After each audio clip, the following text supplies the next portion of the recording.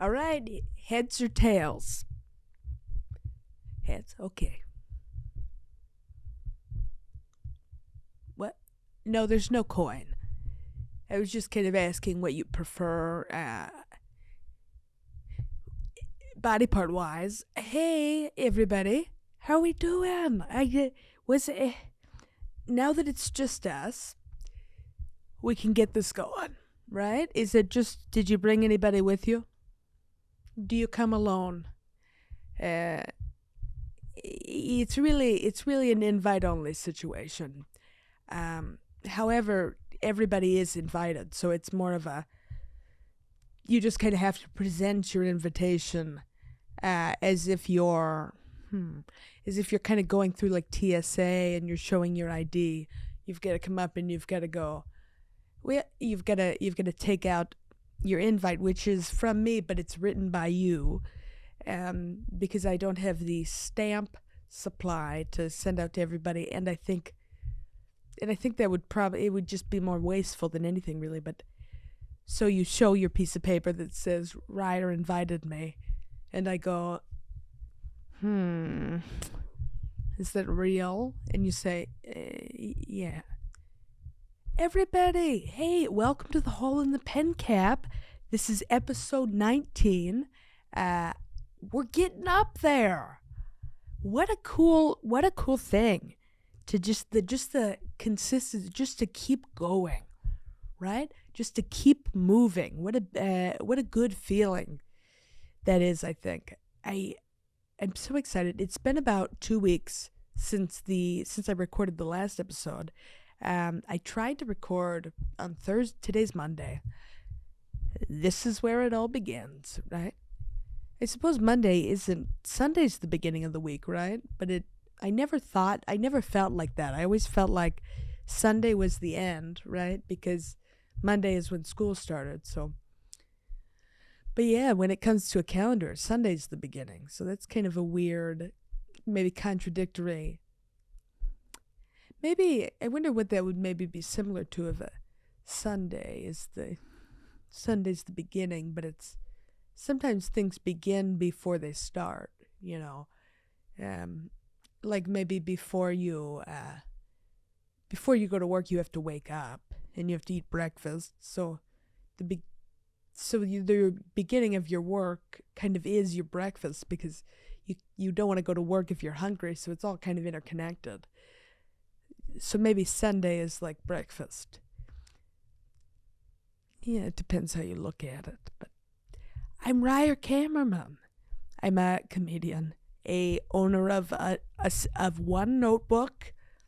Hey, that's been my goal this year, is to complete an entire note, and this has been my goal for several years, but to complete an entire notebook before moving on to the next, even if it,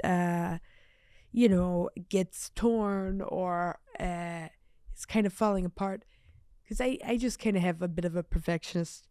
I don't mean to. Nothing is perfect. So I don't know why I feel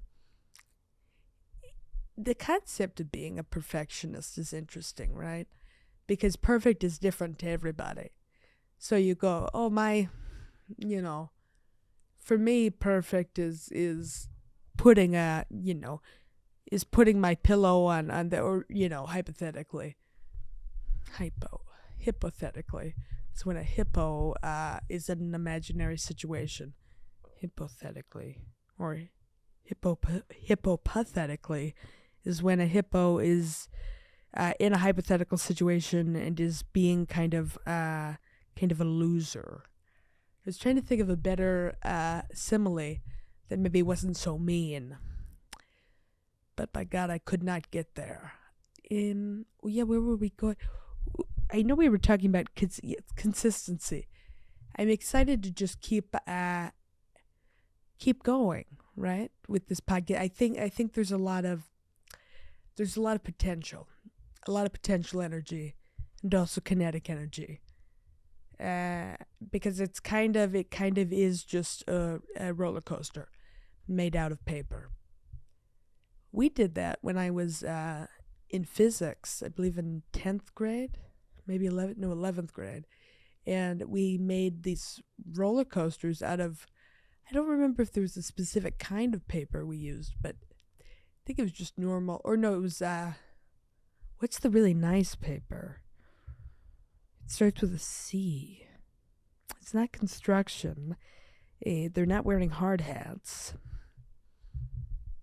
But there's a nicer paper that's kind of thicker. Oh, and we used that, and I went over to a girl's house, and there were a couple other kids, and we all made a roller coaster together. But I honestly really didn't do much of it at all, because the girl was pretty. She knew what she was doing, and I had no idea what was going on, and so I kind of just showed up mostly to be a part, to be there, I guess, so that I could also get the grade. I just was not good at physics. It's so confusing. You put math and science together, and it's hard when subjects kind of go together, though a lot of them do, because that is kind of how the world works, is everything, like every math problem, most math problems that are word problems, there's English and math together, unless you're reading it maybe in Chinese or something, and then, we're getting off track a little, but but there's also no track necessarily. There's maybe some kind of you laid out jump ropes to outline a pretend road that you could walk through as part of an obstacle course, but it's really easy to step over the jump ropes. So it's not necessarily a track as much as it's an outline.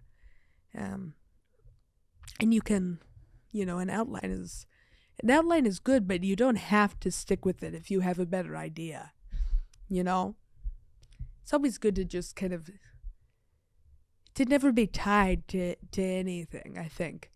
Well, then we get away from our consistency thing from the beginning, but it's good to keep growing, like those little animal toys that you put in the water as a kid, and then every morning you come out and you check on, you go, did it grow? And it did sometimes, or maybe it's a defective one and it never does, but you don't give up on it. You can't give up on it, because someday it's going to be the president of the United. That's not a Trump reference, because I don't think that's necessarily his story. I don't know.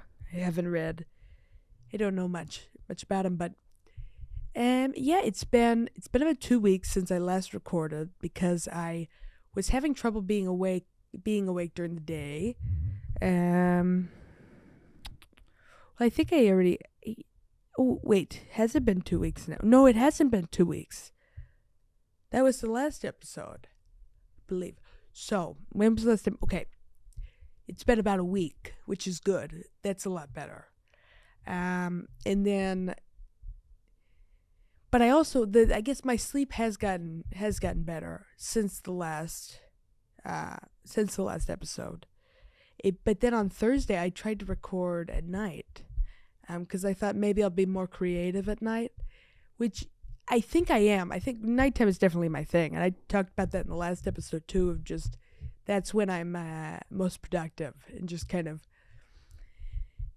raring to go. Is that what they say? Just kind of standing there, just going like, all right, just, that's always a strength when people do that's a wrist. I know what that is.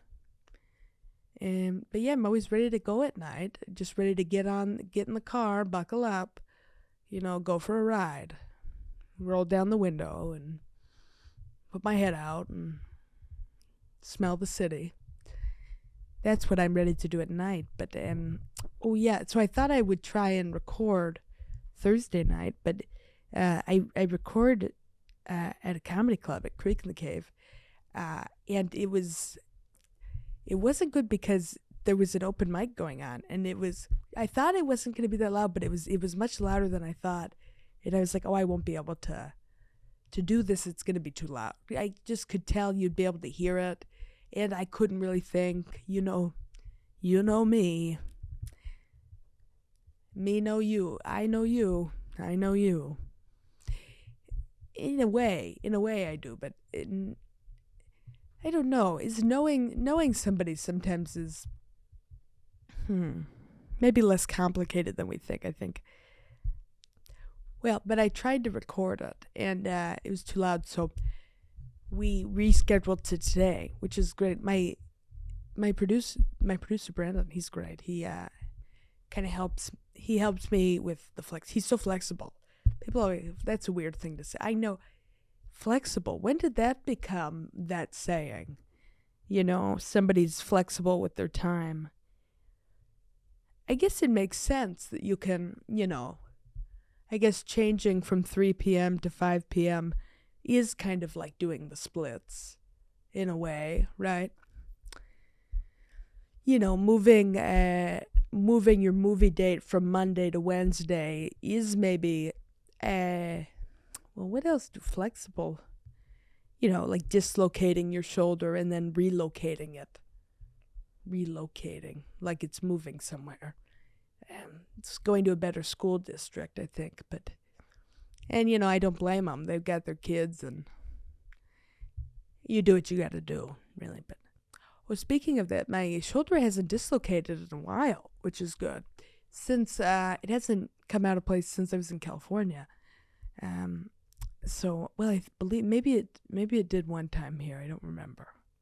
I think it did one time very briefly, which is good. So maybe I'm strengthening it. I don't know.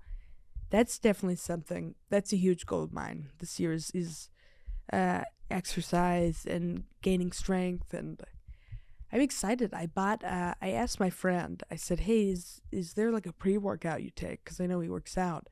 I know. How do you know someone? Well, you know when someone's fit. Some people are fit and they don't. Can you be fit without working out? I think so, but I think there's different. You know, there's like a muscular build, and then there's like slim. I think I want a muscular build. I want you to build a little house made out of muscles, and it's not like, you know, the inside. It's just like a bunch of arms going like this, and yeah, people always flex their arms, but do they flex their legs? You know, I suppose that's it kind of happens inherently whenever you kneel or something like that, but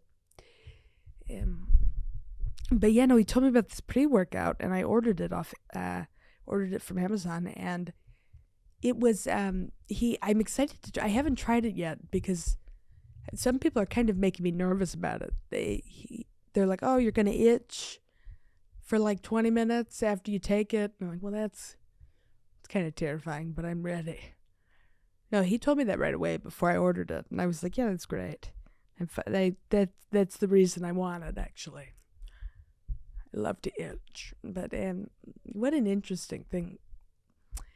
You know, it's crazy that you can scratch yourself and stop that way.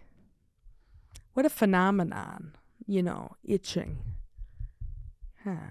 Well, I guess they always say you're kind of you're distracting your senses, right, by scratching yourself. So that's why but then it you know, oftentimes it'll go away, right? But if you're just distracting yourself, it wouldn't go away, the itch.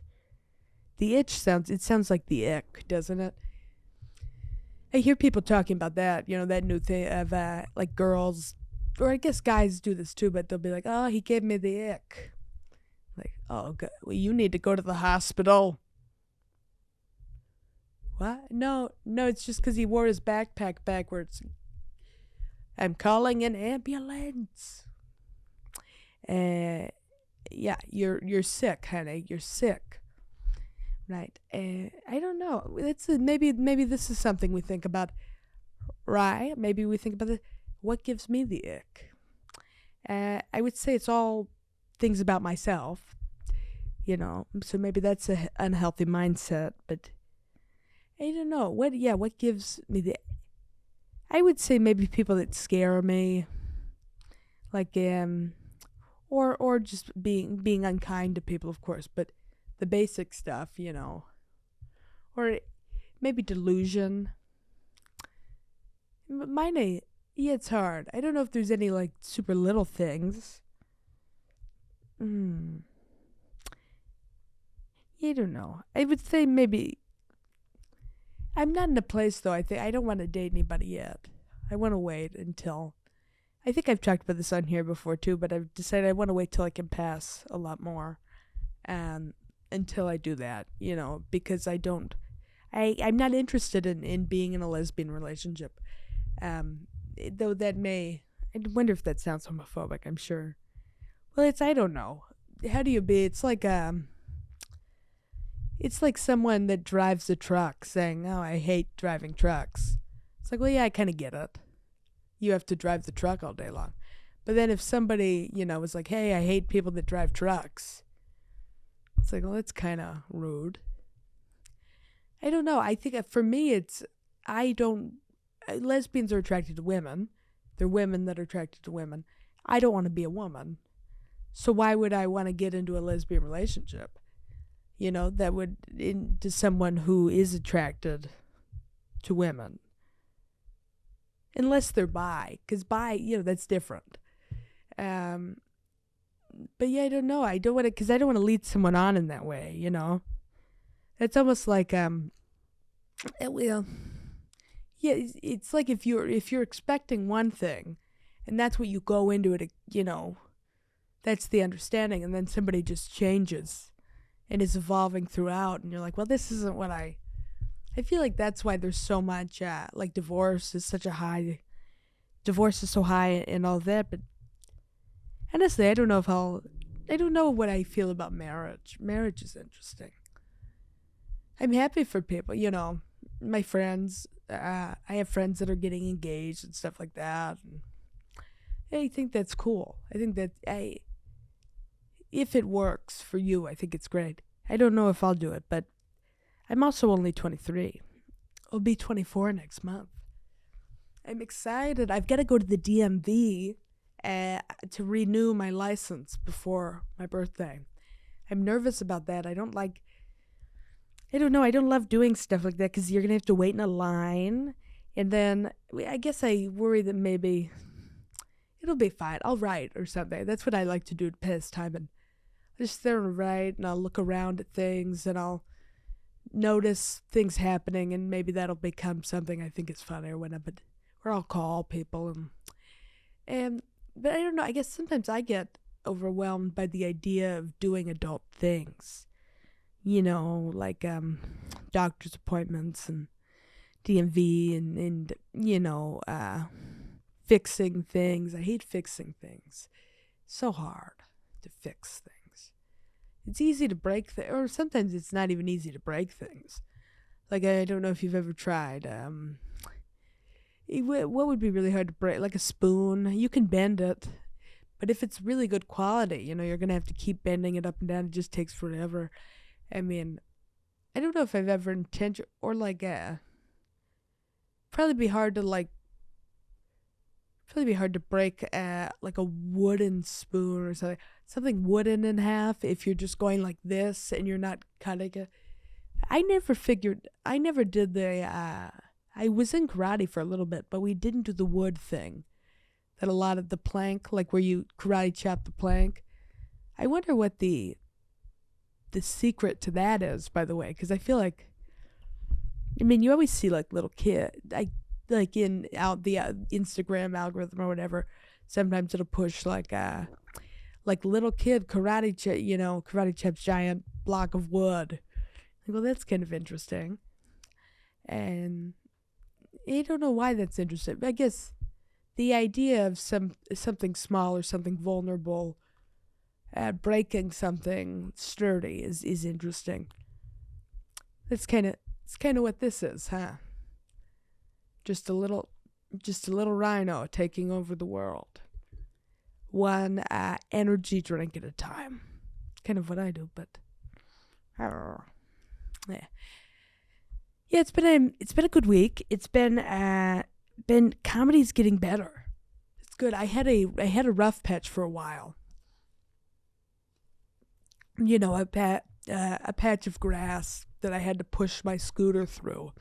And it's not like a good quality scooter. It's like one of those plastic like Barbie or Spider-Man scooters. That only costs $15 from Walmart. And it has 2 wheels in the back and it has 1 wheel in the front. And so it's just not made for rough terrain. So I had to push that through for a while, like too long. And then I kind of hit this muddy place and I got stuck. And so I stopped for a second and now I'm back on the sidewalk. But who knows how long the sidewalk's going to last for. But I think that's the whole thing with comedy too, is you never know. I mean, there's so much uncertainty in it, right? Am I going to be able to make this work? Right? I believe I can.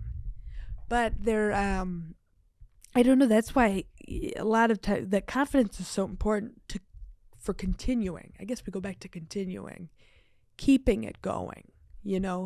Can you? It's like a balloon when you're hitting a balloon from one person to the other person. How long can we keep this going for? And then, or maybe you're throwing an egg back and forth and you start really close and it's really easy. You're essentially handing it to each other. And then every time you catch it, you take a step back and a step back and at some point you go, I'm so far away.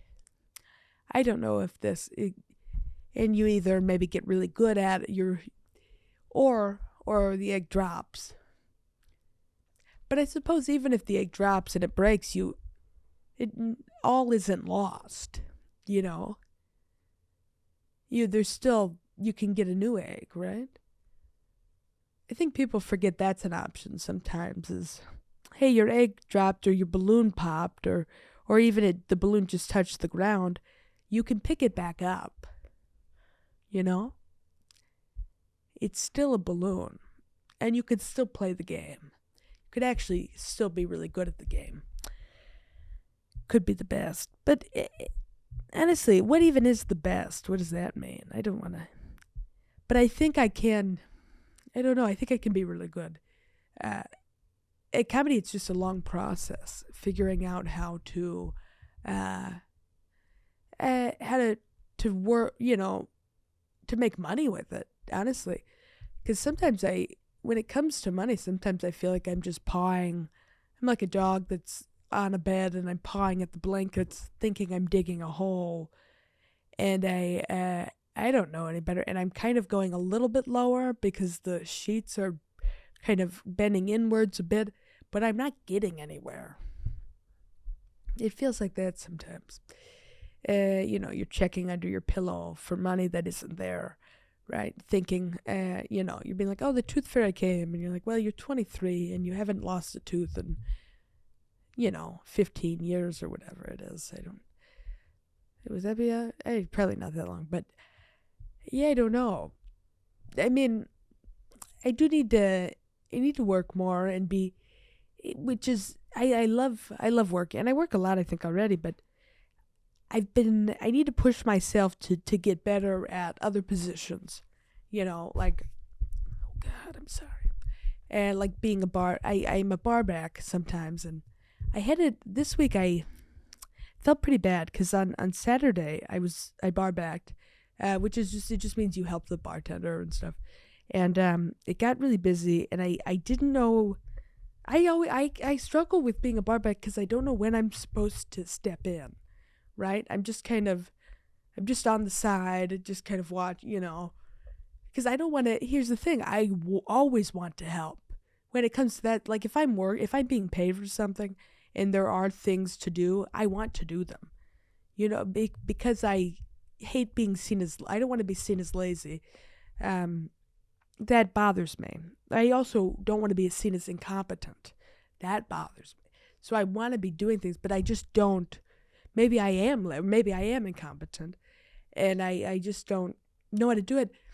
But yeah, we got really busy, and then someone else came back in and started helping the bartender, and I was like, am I not, I just didn't know what to do, and I guess I want people to verbally tell me what to do, and I know that's annoying, and it seems like I should just be able to pick it up, or and I want to get better at it. I think I am getting better at it, at reading those situations. But yeah, I felt really bad. And then I told my managers, like, hey, I'm really anxious. I need to go, like, take a break. Because I just felt, it's hard to explain, I think.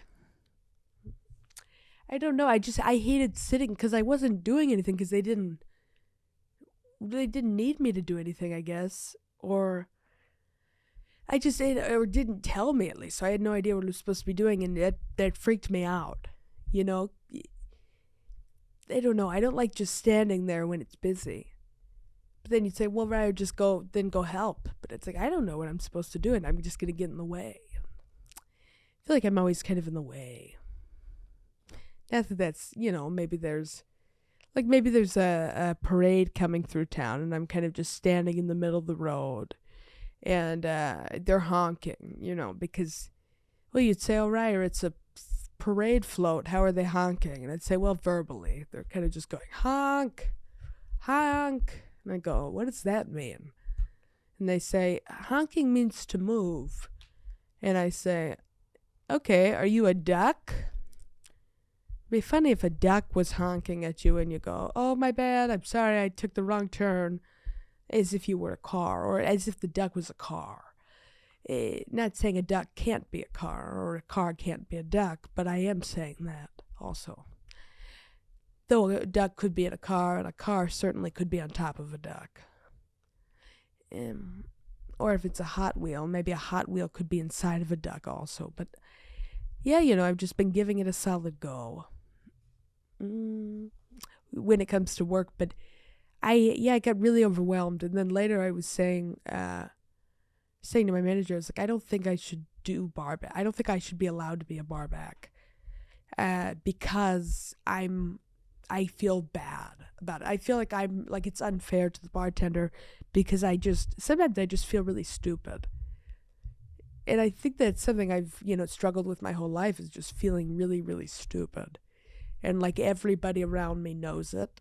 And anytime, and that's something that you have to you do have to cut out of yourself. You have to be like, hey, cut it out. That's not, or you have to, that's self-pity, right? That feeling is, even though it doesn't feel like pity because I'm being mean to myself, pity, I've always thought it's being, I think pity's being nice to someone, right? Even when they maybe don't deserve it, or saying they're good at something when they're not. But maybe I'm just being mean. I'm just going, I'm stupid. I feel stupid. You're like, no, you've got to, I don't know. It's so hard to believe in yourself when you don't. So hard to fake, people always say, fake it till you make it. Yeah, but what if I don't make it, right? What if it never gets there? And I just spent my whole life faking it. It's scary to me, but I don't know. I think I'm just in a great situation with my managers and my coworkers, and they're all so kind, and they believe in me, and they want me to get better. And I don't know why I always assume sometimes that if I do anything wrong, it'll just be the end. I know that's not true, but maybe I worry I'm going to be fired or something. Or rejection is scary, isn't it? Reject. Kind of sounds like when you're pushed out. That's an ejection. When you're in a car and you get, how does that even happen? Can you get ejected out of a car? I think maybe it's just in video games or something, but I never really liked video games. I liked Club Penguin. I know I've talked about that. Had a Webkins phase. I don't know. Video games for me just aren't. Pop Tropica for a little. Any like computer stuff, but I don't know. I know my brothers played video games, but I never found it interesting, and I also found it pretty difficult. I liked a storyline, like what was that? I mean, well, not necessarily a story, but also like a virtual life, like or not a life, but a virtual world, right? Like something, a Sims type thing, where you're planting a garden and you're building a house and you're gonna live in it, and then your virtual person meets another virtual person, and then you have virtual kids. that sort of thing. The virtual version of playing house, right? That's what I loved playing house. That's what they call it. I don't know. I think that's a beautiful. I wonder what the difference is between the child that enjoys video games versus versus like play versus pretend play. Why brains work differently in that way? Because there's some kids that just love like getting dressed up, and they love pretending to be family, and I'm the chef and this and that. And then some kids don't like that. They're not into it, and they'd rather build with blocks or whatever. I guess it's just the different ways of thinking, if you're more of a concrete thinker, or if you're concrete thinker. If your concrete is being kind of funneled into your head through from a cement truck. It's interesting how cement trucks work. While they're driving, they have to keep moving so that the cement doesn't solidify. What a cool thing. I like that sometimes. I like when things need things, like when it's nice to be needed, even if it's like an energy drink that needs to, or not an energy, but like milk needs to be in the fridge. And if you take it out of the fridge for too long, it's not good anymore. I feel like I want that for life sometimes. Like I want to be needed. I want to be someone's refrigerator, or I want to be someone's cement truck that keeps them mixing so that they don't get stuck. Because we all want to be needed, and we all want to be used. Not used in a bad way, but we all want to be a part of something, I suppose. A Lego piece or a magnetile in a much greater structure. Maybe that's not true for everybody, but I imagine, because I don't know, I imagine without being, I don't know, it's got to be hard to feel like you're not a part of anything. And I know it is, because I've definitely felt like that before when I was younger, or when I was older. No, I haven't been older yet, but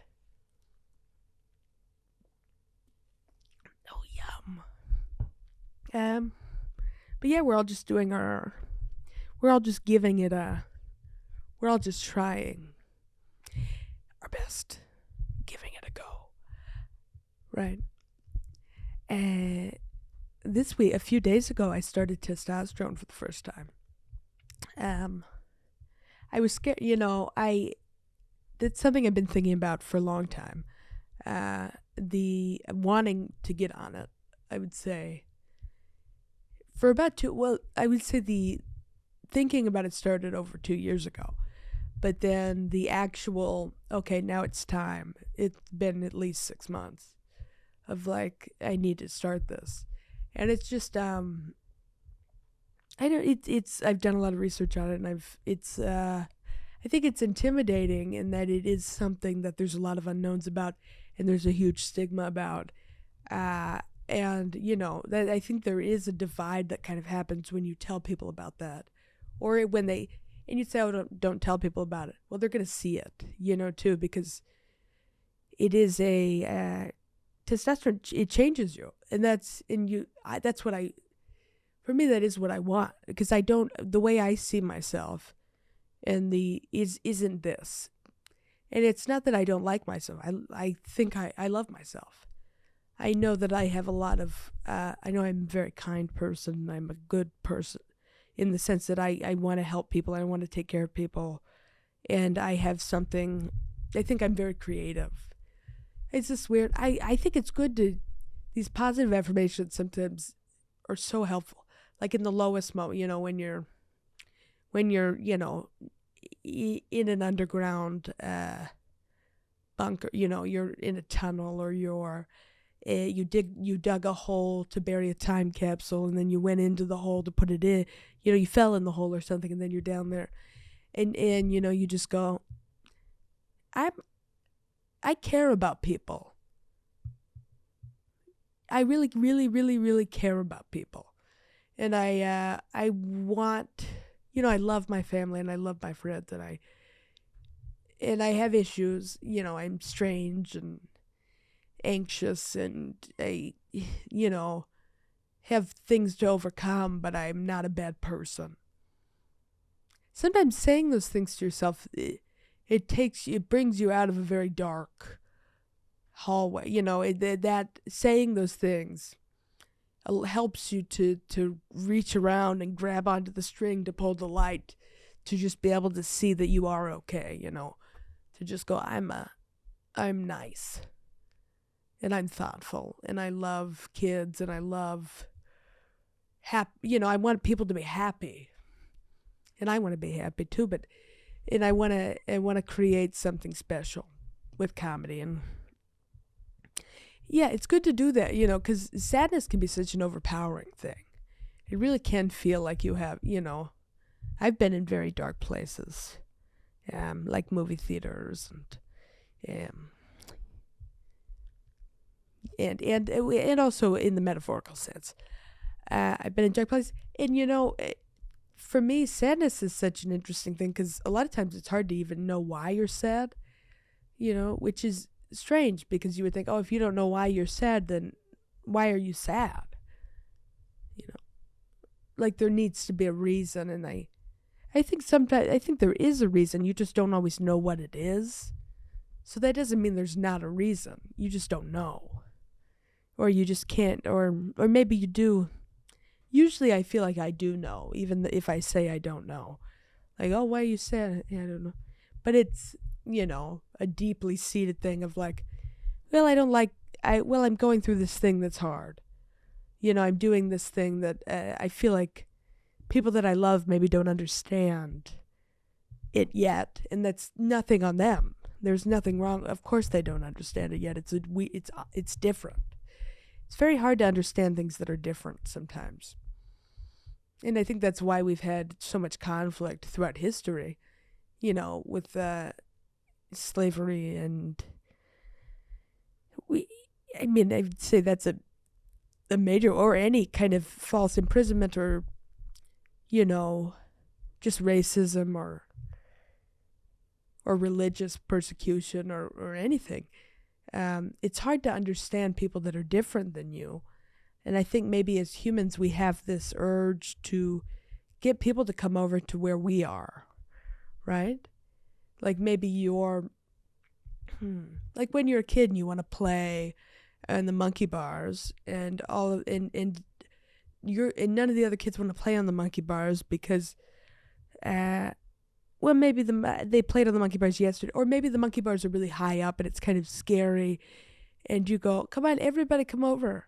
And you're trying to get them to come over to you, but they don't want to, because they're having fun where they are. But you're going, well, they're wrong, because the monkey bars are fun and they're wrong. But I don't know if they're wrong necessarily. They just don't want to play on the monkey bars. It's not wrong to want to be on the swings, or to want to, go on the slide. It's not wrong. It's just different.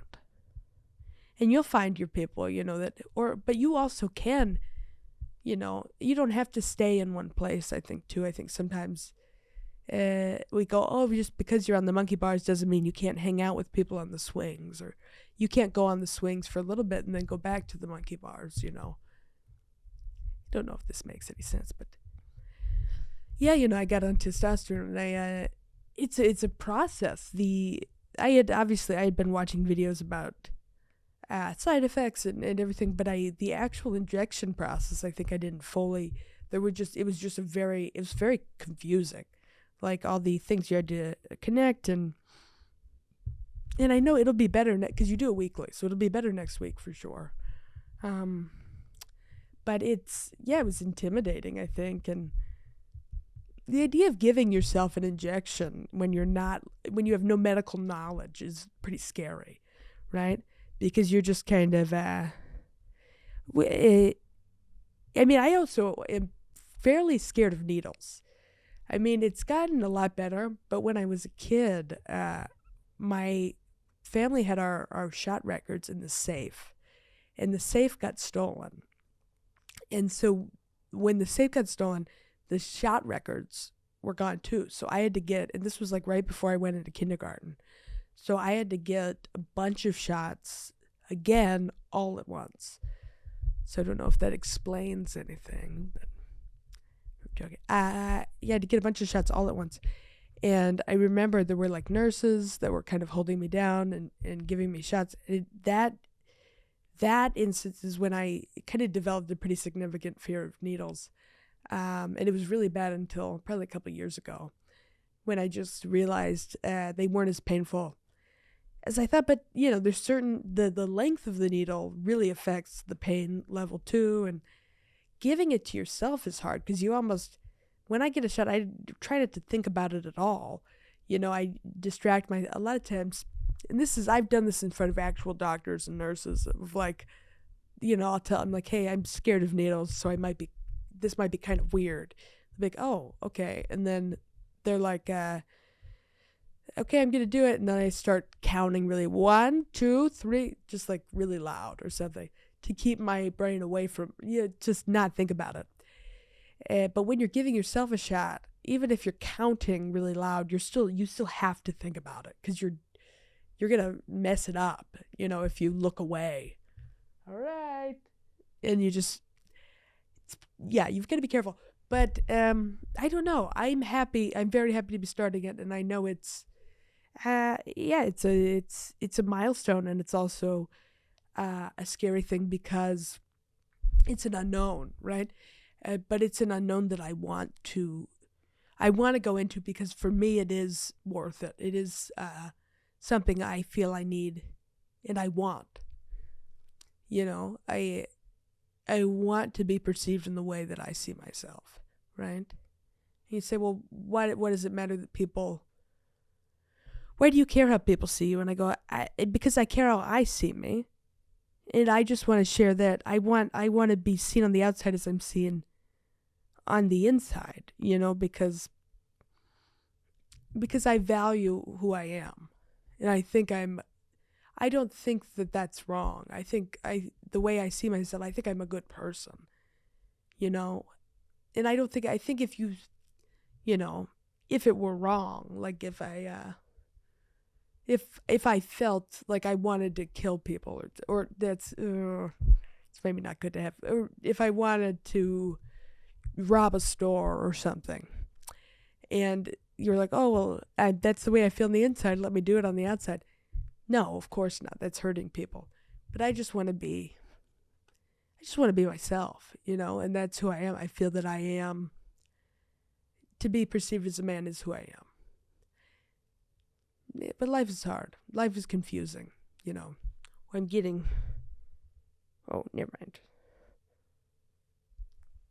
My mom sent me pictures of our pugs. I love a good pug picture. It's very sweet. And I wonder what else we can go into. But I was at a barber shop. Oh, I think I already talked about the barber shop. Did I? How I think I did. We're doing a man-made episode. Barback. This just says doing shots out of a gargle lid. I don't know what I was thinking that was going to be. But yeah, that little lid on the gargle really does look like a shot glass, but oh, I did well, I wonder how I want to land this plane, because there's no, I don't see anybody down there with the flags like they're supposed to be, doing the little motion, so I'm not exactly sure where I need to go, but I know I probably shouldn't land in the water because that can't be where it's supposed to go. So maybe I could land on top of a house, but it might cave in, and then I'd have to, I'd probably lose my pilot's license. Well, I could land on the grass, but it might kill the grass, and I care about the grass. Or I could land here on the sidewalk, but people might be walking. Or I could land in that big empty parking lot next to the airport. So technically I could land at the airport. That's probably where I should go.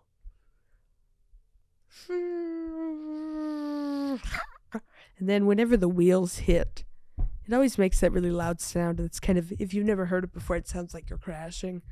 And there's always like a little kid or an old lady that goes, and you just kind of, you look at them because you know that feeling, but you're like, oh, you're safe. Kind of like that. But you don't say that because that would be weird because you don't know them. But I guess it's weird to tell strangers that they're safe, maybe. You're safe. Because then it really seems counterintuitive. It seems like you're telling them they're not safe. You're safe. Oh, you're safe. Nothing's going to happen to you here. Counterintuitive for sure. But well, thank you so much for stopping by this week. We got deep. We got dirt. I don't think we got dirty, but we got deep into the tunnel or into the well of water. And we picked up the pennies out of the bottom of the well, and then we cleaned them off, and then we put them into a little piggy bank. So hopefully we'll be able to donate that to something at some point. But this was episode 19 of The Hole in the Pen Cap. I'm Reier Cammerman. I hope I'll see you next time. Bye.